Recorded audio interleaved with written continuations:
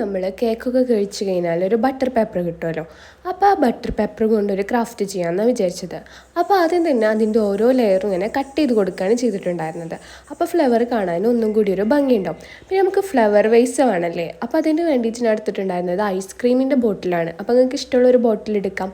എന്നിട്ട് masking tap വെച്ചിട്ട് paint ചെയ്തു. എങ്ങനെ ചെയ്താലും ഒരു മെന വരണില്ല. എന്നാൽ പിന്നെ അങ്ങനെ തന്നെ കിടക്കട്ടെ വിചാരിച്ചു. അങ്ങനെ പിന്നെ പൂവ് ഉണ്ടാക്കി കേട്ടോ. അപ്പോൾ പൂവിന് ഞാൻ കോലായിട്ട് കൊടുത്തിട്ടുണ്ടായിരുന്നത് നമ്മുടെ ടൂത്ത് പിക്ക് ഉണ്ടാവില്ലേ, അതാണ് കൊടുത്തിട്ടുണ്ടായിരുന്നത്. പിന്നെ അതിൻ്റെ അറ്റത്ത് ഇങ്ങനെ ഗമ്മൊക്കെ തേച്ചിട്ട് അതിനെ റെഡിയാക്കുകയാണ് ചെയ്തിട്ടുണ്ടായിരുന്നത് കേട്ടോ. പിന്നെ ഇനി ഞാൻ പറഞ്ഞില്ലേ ബോട്ടിൽ എനിക്ക് എത്ര ചെയ്തിട്ട് തൃപ്തിയാവണില്ല എന്ന്. എന്നിട്ട് മാസ്കിൻ്റെ അപ്പോൾ കൂരി വീണ്ടും പെയിൻറ്റൊക്കെ അടിച്ചു.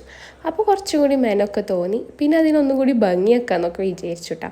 അപ്പോൾ വിചാരിച്ചൊന്ന് ഓരോ ഡോട്ടും കൂടി ഇട്ട് കൊടുക്കാം. അങ്ങനെ ഡോട്ടൊക്കെ ഇട്ട് ഗോൾഡൻ കളറൊക്കെ കൊടുത്തു. അപ്പോൾ ഒരു മെന തോന്നി കേട്ടോ. ഓക്കെ, അപ്പോൾ നിങ്ങൾക്ക് വീഡിയോ ഇഷ്ടമാകുന്നുണ്ടെങ്കിൽ എല്ലാവരും ലൈക്ക് ചെയ്യുക, ഷെയർ ചെയ്യുക, സബ്സ്ക്രൈബ് ചെയ്യുക. ഗീവ് അവേയുടെ കാര്യം ആരും മറക്കരുത്. ചാനൽ